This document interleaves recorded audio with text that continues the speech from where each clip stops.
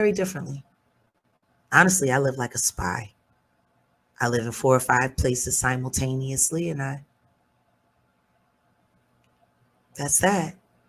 You know, people can't imagine changing your whole life to fit what you stand for. People are so comfortable.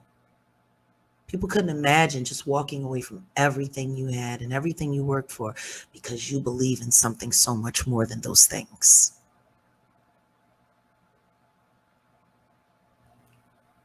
Yeah, a lot of backlash.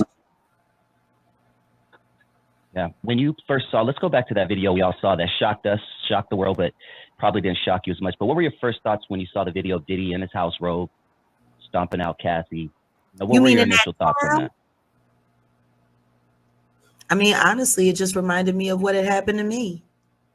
I wish I could tell you more about that, but I signed a non-disclosure agreement. Damn sure was about to ask. But what I will say is, it took me almost 2 months to be able to cough and laugh without wanting to vomit from my crack ribs. I was kicked about 8 times in my ribs and stomach with steel-toed boots. Then I was hitting my head with a gun, and I was drugged into a hallway, and I don't really remember much after that. I cannot say who it was. What I can say is it took me 4 days to get home, and I was working with a rap group that didn't protect me.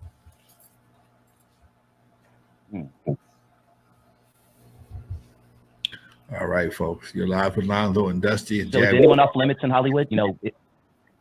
Oh yeah, I just had to do a PSA. Sorry, delay, my bad. I just did a little PSA. Live with Lonzo and Dusty. Jaguar Wright live in studio, folks. Yeah. You know, is anyone safe in Hollywood, Jaguar? I mean, you know, we back in the day, no, huh? Boys, girls, nothing, huh? Whatever has been. That's why the illusion of happiness is everywhere in LA. Yeah. The illusion of grandeur, because they don't want you to see the hell that they're covering up. That's happening right there in front of your face. And we all know that. LA is a graveyard. Hip hop is a graveyard. And when you say graveyard, what expound on that for me?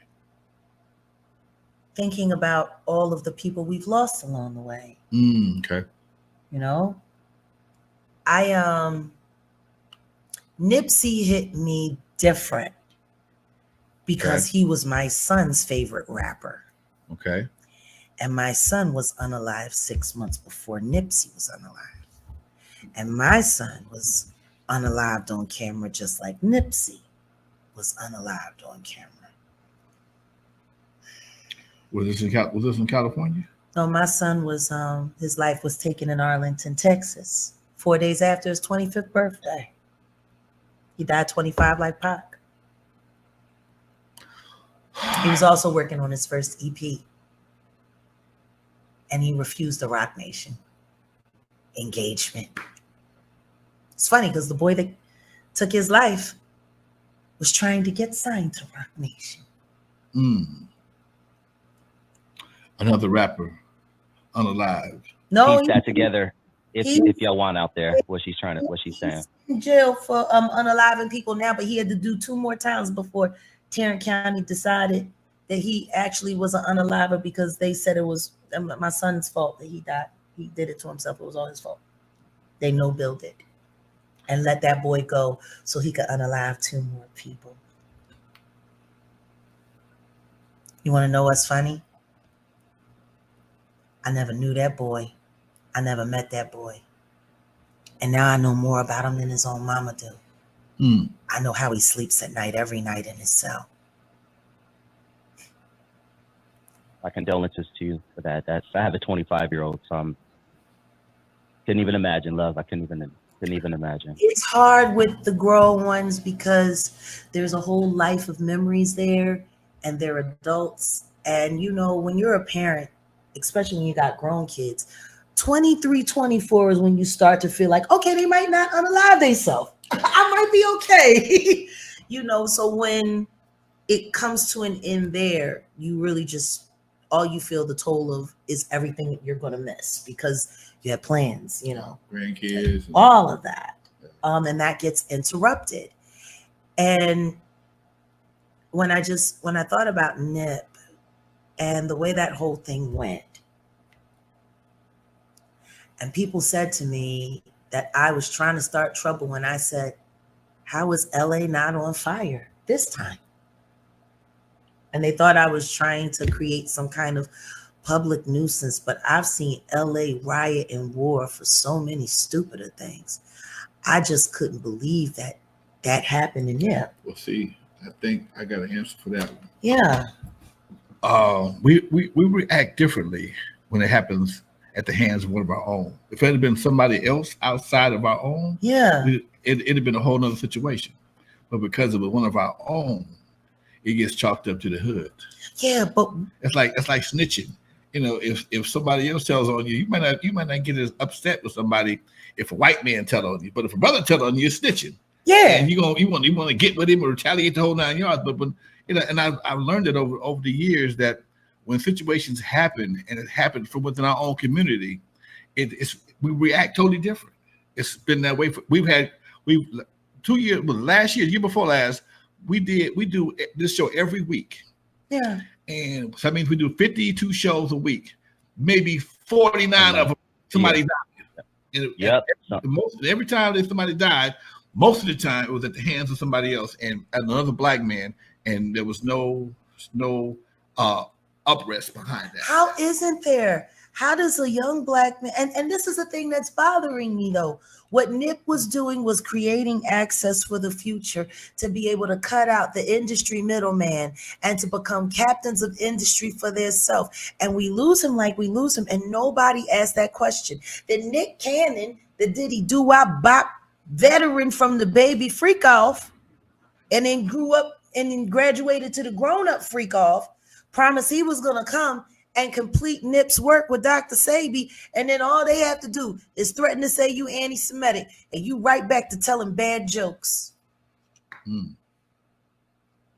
He's a 40-something-year-old clown. Hey, I can't. Were there? Yes. I can't say that against that. Nip's unaliver was out of jail in record time. And even in his bond, what was his bond? Something like $2 million? And it was posted by a shell corporation, a blind shell corporation. The person who unalived Nipsey as an Eric Holder? Yeah, he was first let out on bond. Did he? Was he? They let him out on bond, and then everything got quiet and people tried to forget about it like it was the Mandela effect or something. They worked that whole thing. But just like the death of Clarence Avant, when they unalived his wife, Jacqueline, and they came into the house. How do you walk into a house around Bel Air? Right. And just where they have armed guards at the beginning of the gate, and this guy just walks in and shoots Nana in the back? And he was laughing about it at the police station. That's real. All of this happened. That's real talk. You know, so when I say LA is a graveyard, I don't know if it's burying human beings, burying legacy, or burying pride. Something's always being buried here. Yeah. Were there any other rap deaths? Because like Lonzo said, we talked about this extensively just in the past 5-6 years. Were there any other ones where you sat back and you were like, or even going back 20-30 years, you know what I mean? It's funny you say that, because me and Odell last night, me and the Wolf Gang, we were talking about Pop. And I love our relationship because we are both hip hop fanatics. And we're born in the same generation. We're only a year and a half apart. So he was here in Compton. I was in Philly. And we both were loving the same music, same era, same time. And we just started talking about when it hit for us with Pac. Like, when did we become real diehard Pac